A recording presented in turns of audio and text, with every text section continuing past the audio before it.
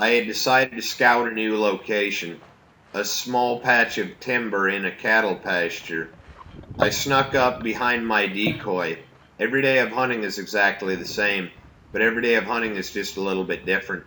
It's almost impossible when you are sneaking in this manner not to feel primal emotion stirred within you, as if you were a Native American in a coyote suit sneaking up on a herd of buffalo.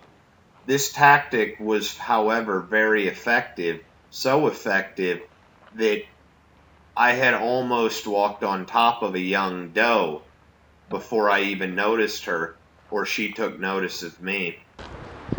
Howdy folks, Tex Grebner here with Tex Grebner Outdoors. I'm just scouting another property. You know, you always see the glory and you always see the finished product. But very rarely in outdoor television do you see the long nights spent scheming, plotting, hoping, and praying. Well, guess what? I'm Tex Grebner of Tex Grebner Outdoors, and I deal in reality. So this deer season, you're getting it all. I'd say that is some pretty decent sign. Limbing out one of these here pine trees to hang a stand on. Now this is just about a postage stamp of timber with a hay field at the back and a cattle pasture at the front and a bunch of pine trees. Now I've honestly never really bothered to put a stand up here because I couldn't imagine why anything would come, 1,000 yards away from any other cover. But with the hayfield out the back and this cattail pond down here where I hunt my frogs at, I suppose better late than never. I'm actually going to be putting in a stand here pretty shortly. But there's rubs everywhere that are just absolutely fresh. And I ended up bumping a young doe out of here this morning when I came in to scout it out. So I'm still hunting hard. Normally I would just order something, but they're all out of stock with it being deer season and all. So I pretty much had to fab up an extra camera mount. This is a double hanger.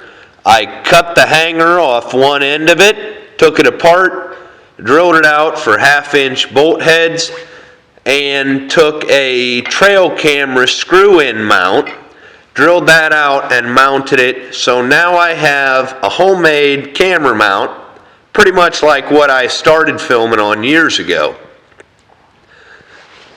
What I have here is a Black Hawk Treestand sniper stand that I just put together.